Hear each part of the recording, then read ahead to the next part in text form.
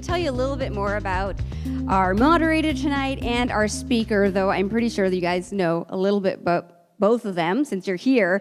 So first, Dylan is our moderator, and he actually knows Ben, and they've interacted quite a few times. So I think it's going to be a great conversation between the two of us. Dylan is the CEO and founder of Refereum, who, if anyone knows, they've had a really successful token sale recently, a few months ago. They literally broke Telegram. You can look it up. There are lots of articles about this. So they just went viral and have been doing some really big stuff and making a big difference. Dylan was also one of our very early members and used to be, hugely helpful and very active with Crypto Underground, and then started his company and now doesn't sleep. So we're thrilled that he's back and that he's going to be moderating this conversation. Some really cool fun facts, actually. Dylan's great-grandfather was apparently the mayor of Berkeley, and Ben, our speaker tonight, is the current vice mayor of Berkeley, so that's kind of an interesting fun fact. And Dylan also actually went to Wyoming recently, I believe it was, to help pass some blockchain regulation around utility tokens. So he's just up to some really big things and actually changing and helping the space. So we're thrilled to have him here. And I'm going to tell you a little bit more about Ben. So Ben Bartlett, he is the vice mayor of Berkeley, as I mentioned. He's also a candidate for the California State Assembly. And what we know about Ben is that he has a huge focus on empowerment, and he really is a big supporter of green tech and sustainability and blockchain innovation. So this is just kind of in his blood who he is. This is what he's up to and what he really is passionate about. And it can be shown in a lot of his accomplishments. So since he's been elected to the Berkeley City Council in 2016, he's passed more than 45 measures, some of which are declaring Berkeley as a cannabis sanctuary city, job creation during the age of automation, a first-in-the-nation plan to house the homeless in prefabricated modular micro units, and a whole host of other things. So I think he'll be telling you a little bit more about what he's up to specifically around the blockchain, but it's very clear that Ben's been creating change for quite a while, especially since he's been in his roles, his political roles. He's currently working to unite government and blockchain through public finance, programmable currencies, and personal data markets. And if you haven't already read, there is a white paper called The Smart Path, Solving for Zero Assets. And it's on our Eventbrite page, and you can just Google it as well. So I encourage you to check that out. But he will probably tell you a little bit more tonight. So without further ado, I'm going to pass it over to Dylan and Ben to have their chat. Let's give them a warm welcome. Come on over. Now, while they're taking their seats, I'm just going to tell you a little bit about how the event will go. So they're going to do their talk for a little bit. Then we're going to give you an opportunity to do a Q&A and ask Ben some of your questions. And then we're going to open it up to announcements. So if anyone in the room is working on something, you're looking for someone who has expertise in something, you're hiring for something, you're looking for a job in blockchain, any announcement you want to make, we're going to give you 30 seconds at the mic to share that, okay? So if that's you, then be prepared to have 30 seconds in front here, and then we'll open it up for just open networking. Okay, so that's a sense of how it's going to go, and I'm going to give Ben the mic. Thank you for being here. Thank you, Hala. Thank you. And Dylan, thank you for taking the time to do this, and thank all of you for coming. And thank you in the TV audience. Pleasure to be here. This is great. And again, thank you again for that very kind introduction, Ahalia. So let's start off, right? For some background, what's your journey from citizen to politician? Well, it's funny. Activism was kind of in my blood because you see, my mother was a founding member of the Black Panther Party, and I went to Black Panther school and grew up, going to protests and marching for Cesar Chavez, and just always in that, right? And but that kind of fell away, and I ended up becoming an attorney. And after working in banking and finance and Hollywood, producing TV shows, I found myself working the Barack Obama campaign, his first one. And they sent me to Minnesota, where I did town hall meetings and crazy stuff in the snow for many months. But when I was there, I got the bug because he kept talking about renewable energy. And then, it got in my head, so I came back home to Berkeley and learned about environmental science, became an environmental lawyer, got into it, and then, got a job in this field of impact investing and technology. And then in the middle of that, though, my own mother, who I mentioned earlier, was displaced. Someone bought her apartment building, and 20 senior citizens were put out in the street. And it was a brutal experience. And when I went to go find a plan B for my mother and her friends, some senior housing, I looked and there was no senior housing. They said it was a 14-year wait list. And I was like, what's going on here? And at that moment, the crisis of our time became clear to me. The housing crisis, the lack of infrastructure, the lack of respect, the full capture of resources became clear to me, so I ran for office to change it. That's how you do it. That's a fantastic story. And something you highlighted there, right, is that it's all local, right? Is like you saw this problem, you experienced it. And I think in general, when we talk about crypto, of course, the SEC comes up, federal regulations come up. But could you talk about, I'm a huge fan of like the groundswell movement, of course. Can you talk about how local politicians, particularly at a city level or a state level, can kind of trickle up into affecting some of those larger federal regulations that we're always talking about in the crypto space? Well, certainly. There's a saying. It says they say that that Berkeley is California 5 years later, and then California is America 20 years later. So I can see that. Yeah. So we have a long tradition of being a laboratory for the state and the country. We created PACE financing. We created neighborhood recycling. We did the first sanctions on South Africa. We created the ADA to protect our people with disabilities. There's been many, many innovations that we've done. So, it's kind of in our culture as Berkeleyans to innovate and drive change for global issues that we see on a micro level. Okay, so that ties in perfectly, right? So as Ahalia mentioned, local to the Bay, super passionate about the culture here. How do you view, whether it's a great-grandfather at Berkeley or, all of us have been around for a while, how do you view Berkeley's relationship with blockchain, right? Like, why are these two so well intertwined, or maybe they're not, or tell us about it. Well, it's funny because, at their core, they are the same. They're the same animal. They are rebellion. They're spirits of rebellion and creativity. And that's Berkeley. We have always stood our ground against the status quo and innovated a new future. And I see blockchain doing that as well. And it's no coincidence that the University of California at Berkeley is home to the Berkeley blockchain. What do they call themselves? The Berkeley blockchain group? Yeah, Blockchain Berkeley is actually one of the most well-known, both education, initiatives, networking, jobs, hiring. They're literally world-renowned, actually. Yeah, which is amazing. So they're already there with us, and I think it was only a matter of time before their ideas filtered out to the city of Berkeley at large. And we have massive, massive need for innovation. Yeah, and so where do you see that going, out of curiosity? So when we say innovation, let's dive into that. What is that? Where do you, as somebody who's actually in there fixing this stuff, where is that going? So I'm proud to say that just last night we passed my 46th policy/law, whatever you want to call it, to bring bonds to the blockchain. I call them microbonds. And so woo. Totally. Thank you. And of course, it was not easy, as you know, educating people and getting over the fear of the dark web and and the Bitcoin terror, right? But the reason why I work so hard to do this, and with my team and my family to initiate this change and pass it, is because we have a funding issue, right? We have a total wealth capture happening, and as a result, Berkeley, my city, has more than 1,000 homeless people. And the state of California has over 100,000 homeless people. And it's going to get worse. It's going to get worse by a factor of 5, I'm told. And this is because the resource capture, the policy from D.C., lowering taxes on corporations, et cetera, right? Driving home this once in a multi-generation wealth capture moment. And so, it's a necessary evolution for us to deal with that because, again, going back to my mom's story, there was no senior housing. And we can't build it because no one gives us money. So therefore, following the ICO model, we can go to the crowd. We can evade Wall Street the way the ICO people evade the venture capital people, and we can evade all the regulatory bodies that stop us from fulfilling our duties to house our people.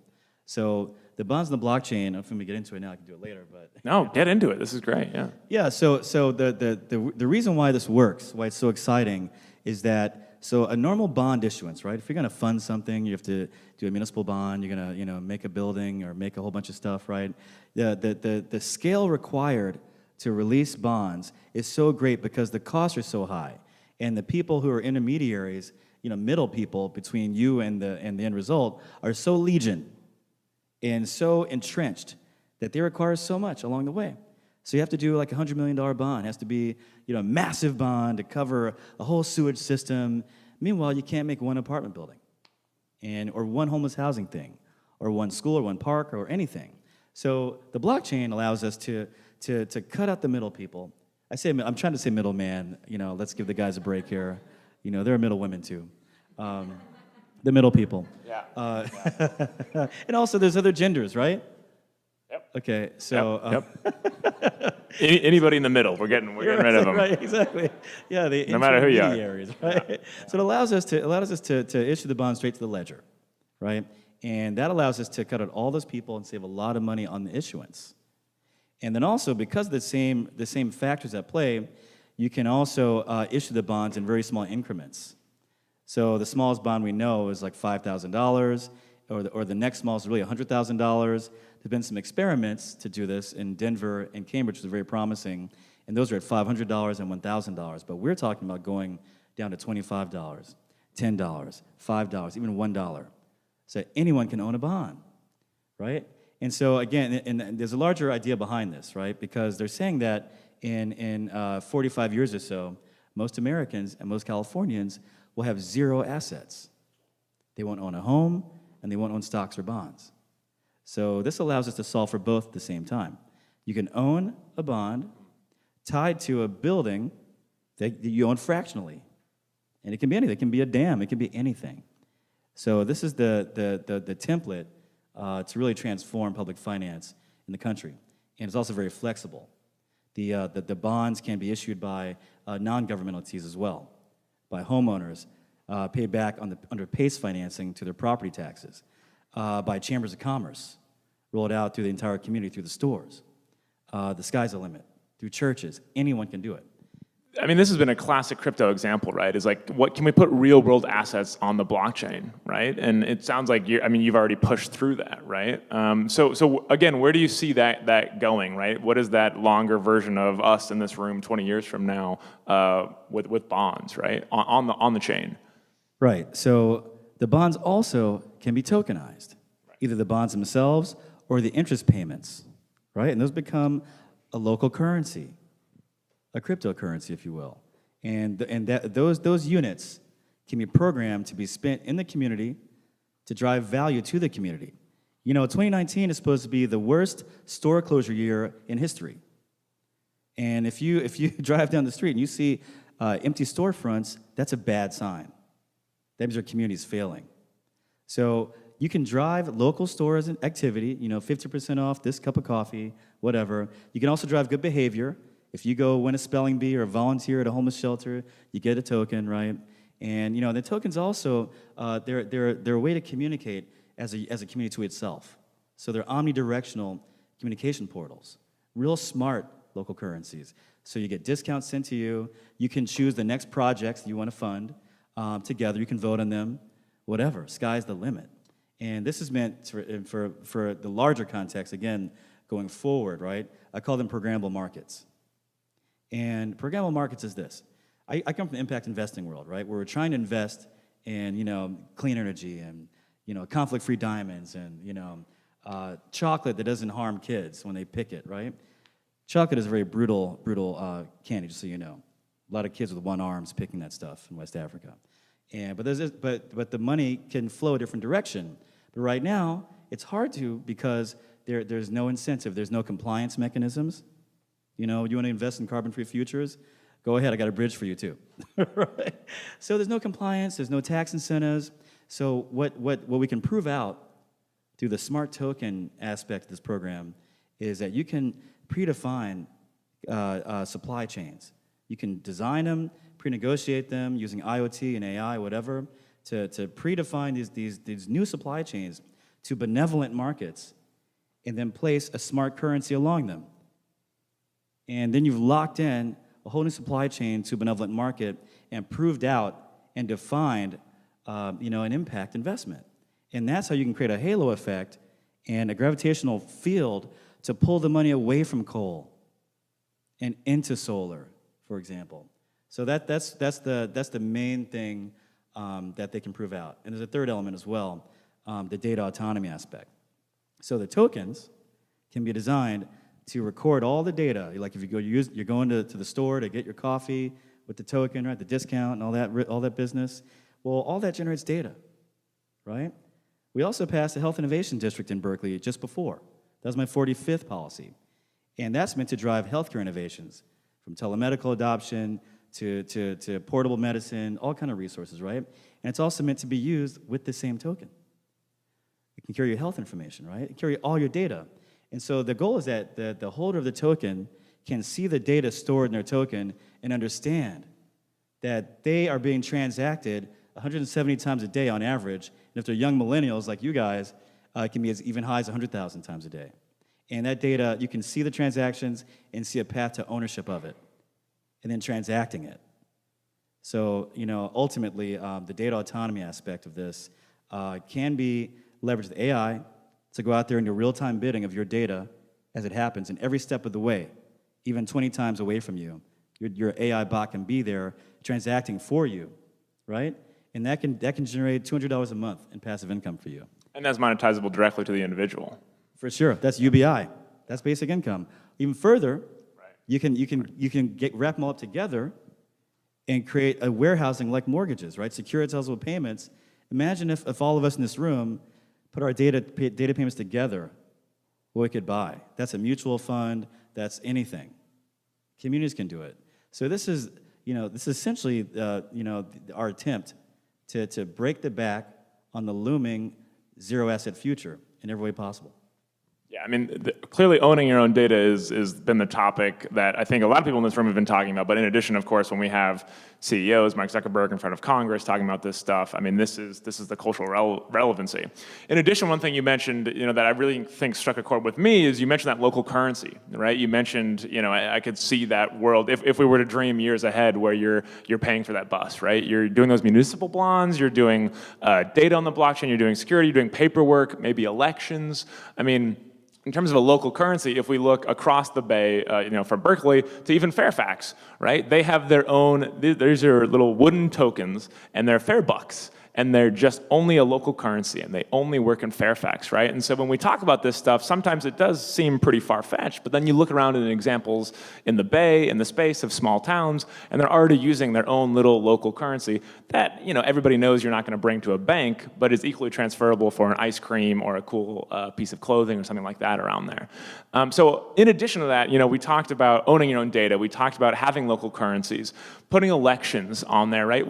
Out of a fun, let's have that brainstorming, right? Where does that, you mentioned maybe we don't own houses 20 years from now, right? What does that blockchain political landscape, ecosystem, town look like in your mind of what you're trying to strive towards in 20 years?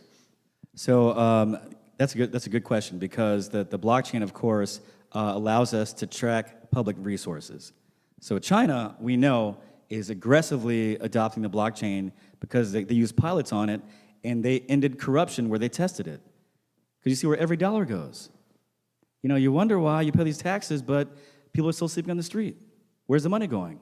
Well, you can see. And you can also vote and have your vote really registered, really count. They're wondering if Russia hacked the elections. They don't know. When they could know, these are all done electronically. It's really quite evident if it was on the chain. You could see where the vote went, how it went. So in my campaign for state assembly, we want this topic to really become a conversation starter around the country. So I think later this week or Monday, we're announcing our own ICO for our candidacy, an initial candidate offering. And we're going to generate tokens, right? And the tokens are going to be smart tokens filled with information and everything else, but it's also a voting platform, liquid democracy.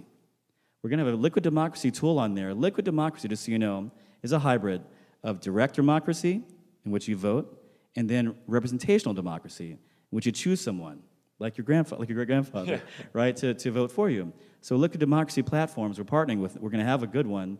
And so when you get the token, you can come on there, you can help me vote, and you can select each other to vote and help you make your case to make me vote a certain way. And this is meant to get young people involved because less than a fifth of young people voted in the last election. And that's how wealth concentration and power concentration is allowed to exist when nobody votes. So we got young people involved, and also teach a new form of democracy, because democracy must be expanded. And right now it's in danger of being really uncoupled from our lives. Yeah, so you mentioned China, right? And when we look at the current ecosystem, anybody in crypto knows that founders are scared. There's a lack of regulations. There's a lot of issues in terms of building blockchain technologies here in the United States. You mentioned China, there's Korea, there's Japan, who are rapidly approaching regulations, who are embracing this, opening banks. I visited Japan and I just asked, hey, could I open a blockchain company, right? And they said, yeah, sure. And literally, you can just walk into a bank and there's no problems. I see lots of founders out here. You can't do that here in the States, right? So basically, the comment there is we're not going back to metal and paper to transfer value in the future. It's just not going to happen. Blockchain is here. For a long time, these meetups were, let's convince others. How do we do that where, this isn't just a fad. It's not just a fad. We've established that, right? We're having a political conversation, and you're talking about doing an initial candidate offering, right? It's here. So in order to keep America as that superpower, right, as other countries speed past us, what would be your plans for that, right? How can we have California pioneer, in all honesty, and not to be dramatic, but kind of save America if this new internet is coming? Everybody else is jumping onto it. We had Silicon Valley, we had the internet, we had computers. How do you view America's role going forward in the future if things remain as they are, and what are you doing to fix that? Well, you're absolutely right. The crypto coin, the digital currency, is here. Last year, I think, was $600 billion of activity, right, in the space. Is that the right number? Somewhere around there. It's here, definitely here. And our American spirit of innovation and sort of quasi-outlawness, like the marijuana industry, which is now going massive, we have to channel it into the light. And the way we do that is through California. So the incumbent industries, right, from banking to whatever, they have their resources, they have their captured people, but the way you get around it is by creating your own agents, right, and leveraging your own resources to make that change happen. It doesn't happen automatically. It happens through a powerful agency, right? So the key thing I want to do, three things key thing, but the key thing is to reform the money transfer laws. And then you can really get the ecosystem of energy moving. And this is energy. These are, captured electric particles moving, electrons, right? This is electricity. Energy, information, and currency wrapped up as one unit of energy. And energy, like water, must not be contained, it must flow. So I think we can make that happen because there are certain laws bound up in committee. It just takes resources to go in together and unlock them. So money transfer you've identified as a big one there. What would be all too familiar with some of those regulations in there, but what's the next one after that, right? So I guess in no particular order, but the big three that I'm focused on, they also align with my Smart Path investment thesis and policy change thesis, is smart contract legislation, enabling smart contracts and contracts on the blockchain to be recognized. Second is of course what we just mentioned, and third is data autonomy. So just mandating data autonomy and creating a legal mechanism to claim your data.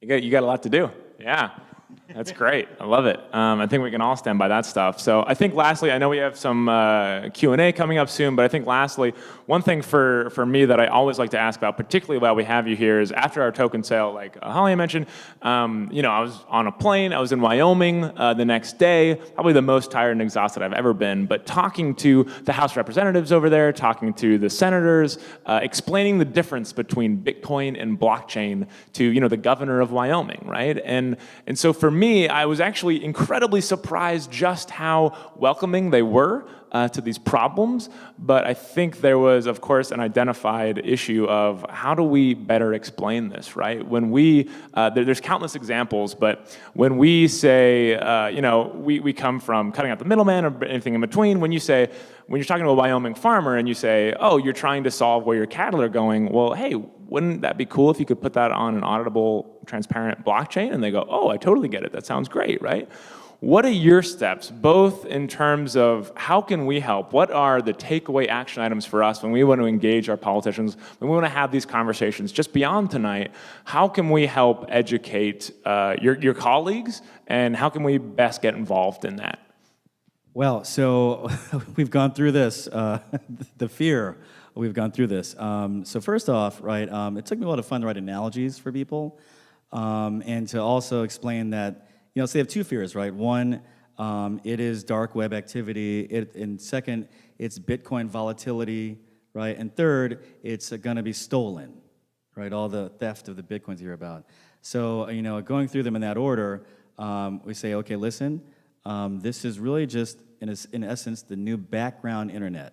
So you don't question what the mail is riding up on when you open your Gmail inbox in the morning, right? So the mail is like Bitcoin that moves on top of this thing called the internet. Well, the blockchain is like the internet, and the Bitcoin is just the mail moving over it. But you don't have to send Bitcoin. You can send anything you want over it. It's just the background. It's the new background, and don't try to understand it. You know, I guess that's an answer. Yeah, that's fair. You know, real simple. It's just, you know, but the background's good because it's a way for us to really do peer-to-peer activity, and you know, we can talk directly on it, and things move over it that we send to each other. Real simple, but it's efficient. And there's a fourth question, the energy usage that comes up. So then the second one, the volatility. I go, look, that's only Bitcoin. That's other coins. What we're doing is not that.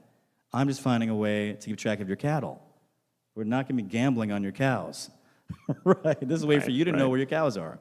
And third, God, what was the third one? I forgot. The theft. I go. Look, the blockchain itself is a secure vault. It is a military-grade cryptographic imprint that cannot be changed. It's not stolen. What's happening is well, there's $1 billion bounty on it. There is? Yeah. Well, I mean, in terms of if you were to hack the blockchain, okay. you would be very rich, right? Yeah, exactly. You'd be the richest. And you'd also have nuclear codes for every country in the whatever, right? I don't know anything about that. I don't know if that's sensitive information. I don't know if we're all safe. I don't know. I don't know where the nuclear codes are, whatever. I do have a security clearance. I'm kidding, I don't.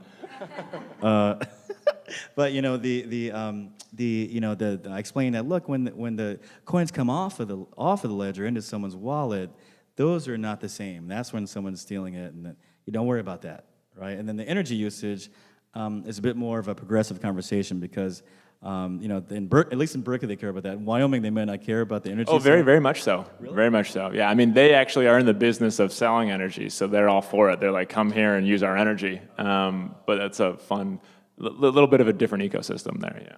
Now, I would ask you as the expert here, like, what is your response to the green energy concern? Like, it's using too much energy. Yeah, absolutely. So that's a good one. And I think, you know, it's always important just to acknowledge that problem, right? And it's an acknowledgement of, yeah, that's an issue now. It might not be an issue in the future. And like you said earlier, you don't necessarily need to explain everything. So I try not to go into a difficulty mining adjustment while I'm explaining this to a politician. But I do often like to point out, hey, have you ever asked Visa how much their data servers use in energy? We don't know. Right? And so maybe it's less, maybe it's more, but I think my main point there is we don't know. It's behind closed walls. We don't know what billions of dollars of transaction costs spread all over the world cost, but because this is transparent, because we can calculate it, well, now we get to know that information, right? So yeah, it might still be an issue. Let's address it, but let's also acknowledge the fact that we don't know the alternative. We don't know how much that's costing us either. I like that. That's smart, and that ties into the transparency, you know, a column within the blockchain universe, which is I forgot to mention it with the bonds. It's super important because you know you don't see where your money's going, right? So amazing. That's good. I'll use that. Yeah, go for it. Well, this has been fantastic. I want to make sure to leave time for questions. Ben, thank you again so much. Can we get another round of applause for this? Is awesome. Thank you, Dylan.